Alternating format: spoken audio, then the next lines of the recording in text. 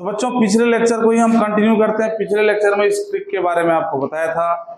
आप पिछला लेक्चर अगर देखे हो तो बताया था कि ये ट्रिक है और ये था वो स्पेशल प्रॉब्लम जो अक्सर एग्जाम में आता है। और ये जो ट्रिक मैंने आपको बताया, जब तक आप डिफरेंशिएशन पढ़ोगे ना, चाहे आप किसी कॉम्पिटिटिव एग्जाम की तैयारी कर रहे हो, इस ट्रिक को आजमा के देखना कितना सटीक ट्रिक है। और मैंने पहले ही बोला था, अब भी बोल रहा हूँ, ऐसा कोई ट्रिक किसी बुक में कभी एक्सप्लेन किया ही नहीं गया है। नजर में आया होगा, किसी ने ध्यान नहीं दिया होगा, तो ध्यान से देखो ये स्पेशल प्रॉब्लम कैसे सॉल्व होगा। हमें इतना पता चल गया कि 1 + x का स्क्वायर दिख रहा है, तो 1 + x डिनोमिनेटर में जब तक दिखेगा नहीं हम डिफरेंशिएट नहीं करेंगे। अब इसकी स्पेशल चीजें क्या है ये तो देखो, इसका प्रूफ देखो कैसे प्रूफ होगा, ये ध्यान दो। गिवन क्या है इसमें, गिवन दैट, इसमें गिवन है x √1 + y plus y √1 + x बराबर 0। भाई देखो, रूट का डेरिवेटिव करोगे तो रूट आएगा और इधर कहीं रूट नहीं दिख रहा है, इसका मतलब पहले रूट गायब होना चाहिए। अब रूट गायब कैसे होगा, तो तुम कहोगे सर स्क्वायरिंग कर दो, लेकिन यहां से स्क्वायरिंग करोगे तो तुम्हारी मौत निश्चित है। क्योंकि तो यहां से स्क्वायरिंग करोगे तो a + b के होल स्क्वायर का फार्मूला रहेगा a² + b² + 2ab, और जहां 2ab आएगा उसमें रूट ये भी आएगा, रूट ये भी आएगा, और तुम बिना सांस लिए पसर जाओगे। इसलिए अगर एक बार में रूट को हटाना है तो दोनों रूट को बराबर के इधर साइड में लेके जाओ। यानी इसे क्या लिखोगे, x √1 + y = -y √1 + x। अब क्या करोगे, अब स्क्वायरिंग करो ना, रूट ही तो हटाना था, स्क्वायरिंग कर दिया, ये हो गया x², यहां से रूट हट गया। इधर स्क्वायरिंग करोगे माइनस का स्क्वायर प्लस हो गया, ये y² हो गया, यहां से रूट हट गया। कुछ लाइन पे आएगा, तुम कहोगे सर इसको उठा के नीचे रख देते हैं, इसी को तो ढूंढ रहे थे, इसी का स्क्वायर दिख रहा था।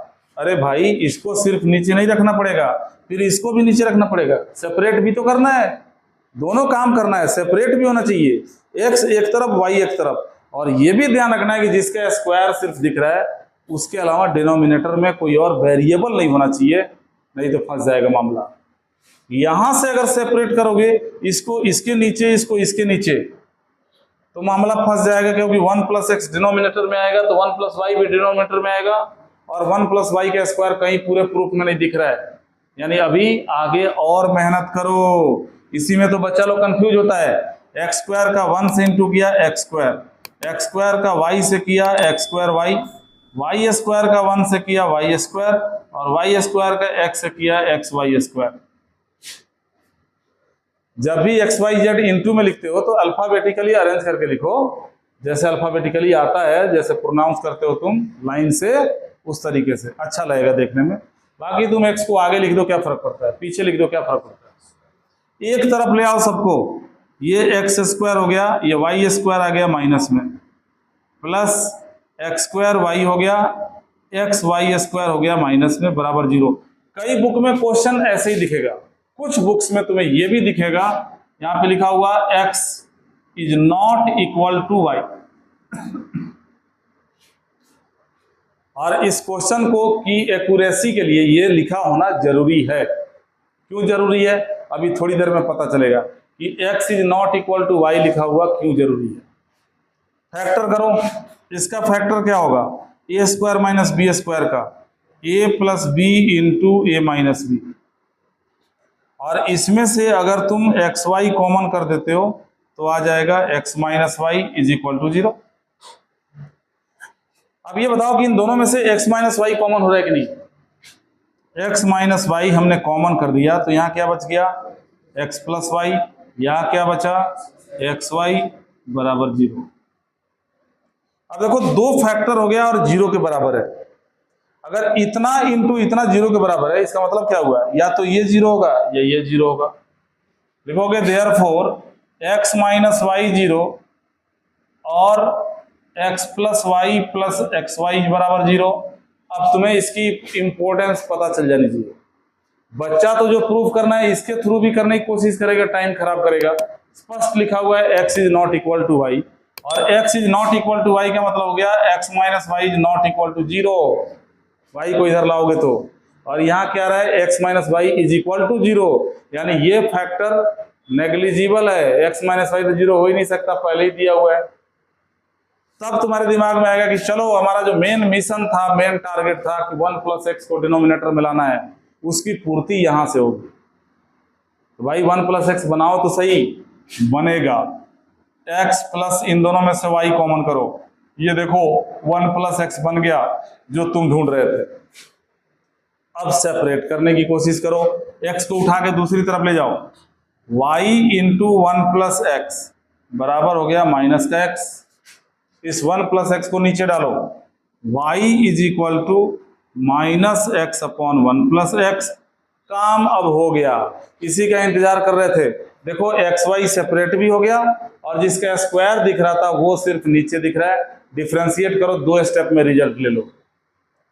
तो इतना जो हमने काम किया, यही इस क्वेश्चन की स्पेशलिटी है, खासियत यही है। इन्हीं को तुम्हें ध्यान में रखना है। और जो स्पेशल प्रॉब्लम्स होते हैं वो यूनिक होते हैं, उनके जैसा कोई और क्वेश्चन नहीं होता है।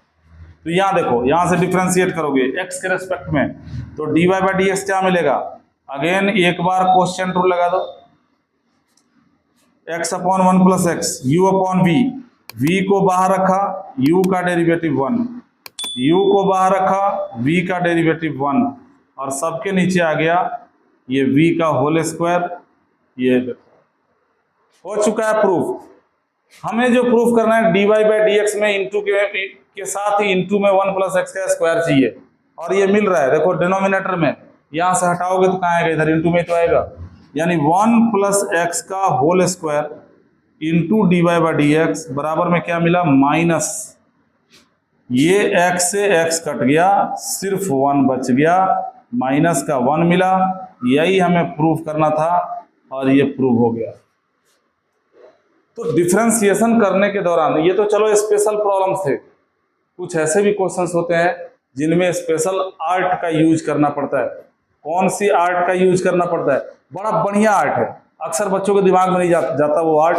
कला है, छोटी सी कला है, मैं बताता हूँ अगले लेक्चर में। बस ये आर्ट सीख लो, काफ़ी हेल्प मिलेगा।